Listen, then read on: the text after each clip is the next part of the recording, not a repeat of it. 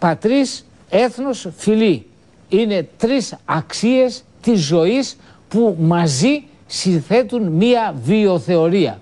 Περαιτέρω, όταν τα αξίες αυτάς τας δούμε εφαρμοζόμενας στην πραγματικότητα, διαπιστώνουμε αμέσως ότι έχουμε και άλλες αξίες που είναι πολύ υψηλές, όπως είναι η θρησκεία, όπως είναι η οικογένεια, η θρησκεία, ο φόβος του Θεού, η αναγνώριση του Θείου, δημιουργεί μέσα σου ηθικές αναστολές, είναι ο σπόρος της ηθικής και εξαρτάται τώρα τι θρησκεία έχεις. Έχεις μία θρησκεία μίσους, όπως είναι η εβραϊκή θρησκεία που λέει θα σφάξω, θα κάνω, θα δείξω. Έχεις μία θρησκεία όπως ήταν η αρχαιοελληνική, μία θρησκεία που πίστευε σε υψηλότατες έννοιες, ότι ο Θεός είναι το απόλυτον αγαθόν, ότι ο Θεός είναι το πρώτο κοινούν, ότι ο Θεός είναι ο αίτιος των πάντων, αυτά τα οποία έλεγε η ελεατική φιλοσοφία, αυτά τα οποία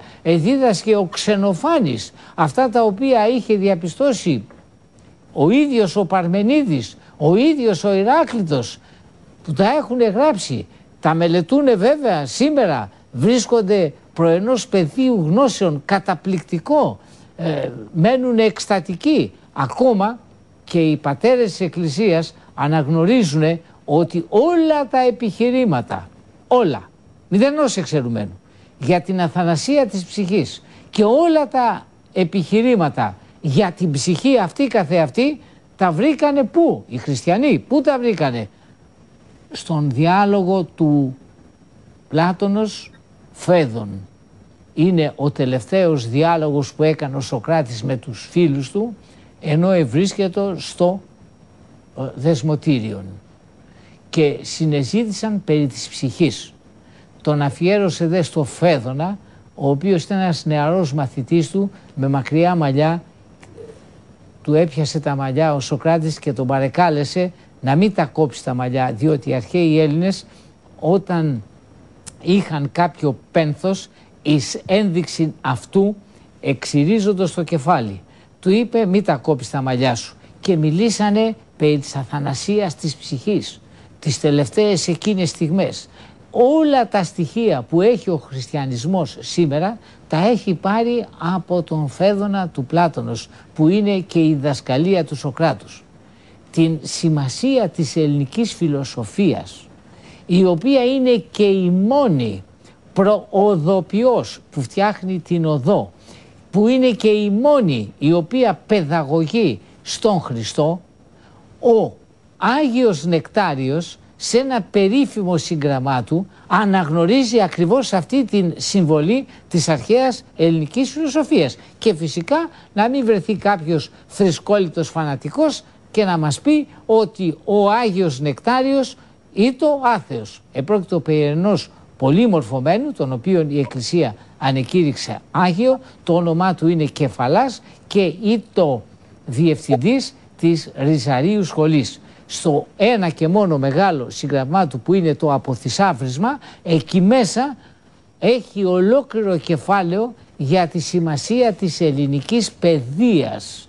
Τα ίδια λένε και άλλοι όπως ο Ιουστίνος και άλλοι πατέρες, θα έλεγαμε, της Εκκλησίας, οι οποίοι θεωρούν απαιδεύτους όσους δεν μαθαίνουν την αρχαία ελληνική φιλοσοφία. Έχουμε λοιπόν το έθνος μας, έχουμε την πατρίδα μας, έχουμε τη φυλή μας, έχουμε τη θρησκεία μας, τη θεοσέβεια. Οι Έλληνες είναι λαός θεοσεβής και υπεράνω όλων, θα έλεγαμε αυτών, όλες οι αξίες που εκφράζονται με όλα αυτά και με την οικογένεια που αποτελεί το κύτταρο της οικογένειας, όλες αυτές τις αξίες μπορούμε να τις συγκεντρώσουμε σε ένα ενιαίο σύνολο και να πούμε όλο αυτό λέγεται Ελλάς. Και πιστεύουμε σε αυτό που λέγεται Ελλάς. Η πίστη όμως χωρίς έργα είναι νεκρά. Το να πιστεύεις στην Ελλάδα και να μην αγωνίζεσαι για την Ελλάδα δεν αποτελεί πίστη. Αποτελεί μια εσωτερική κατάσταση. Εμένα μου αρέσει η κλασική μουσική. Από εκεί και πέρα υπάρχει μεγάλη διαφορά από το να σου αρέσει η κλασική μουσική μεταξύ αυτού και μεταξύ του να μπορείς σε κάποιο όργανο να παίζεις κλασική μουσική. Οι εθνικιστές, οι οποίοι αποτελούν κατά τον καθηγητή Βεζανή ενεργητική κατάφαση της ενίας του έθνους, δηλαδή το αποδεχόμεθα και αγωνιζόμεθα γι' αυτό, ήσαν πάντοτε οι Έλληνες. Οι Έλληνες ήσαν πάντοτε εθνικιστές. Δεν υπήρξαν ποτέ Έλληνες διεθνιστές. Από τα βάθη των αιώνων έρχεται το μήνυμα που μας στέλνει ο Σωκράτης ότι οι πατρίς μας είναι και από την μητέρα μας και από τον πατέρα μας και από τους άλλους προγόνους, τιμιωτέρα, γεωτέρα κτλ. Και πάλι μέσα από τα βάθη των αιώνων έρχεται η ορκομοσία των νέων εφήβων της αρχαίας Ελλάδος, η οποία δεν έλεγε ούτε για συντάγματα, ούτε για την πνίκα, ούτε για διαλέξεις, ούτε για ομιλίες. Έλεγε ου κατεσχυνώ όπλα τα ιερά. Δεν θα ντροπιάσω τα ιερά τα όπλα. Την πατρίδα δε πλοίο και αρίο όσοι σαν παραδέξομαι. Την πατρίδα θα την παραδώσω μεγαλύτερη και ενδοξότερη από ό,τι την παρέλαβα.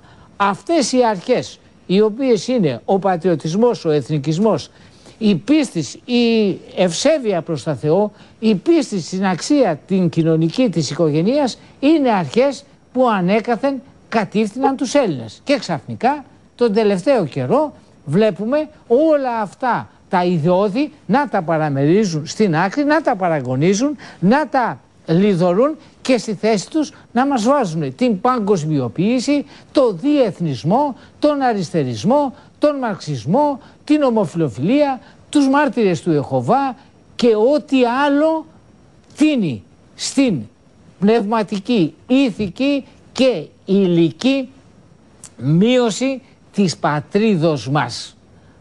Σε αυτό βέβαια την πρώτη και κυρία ευθύνη έχει ο πολιτικός κόσμος. Συνεχίζουμε.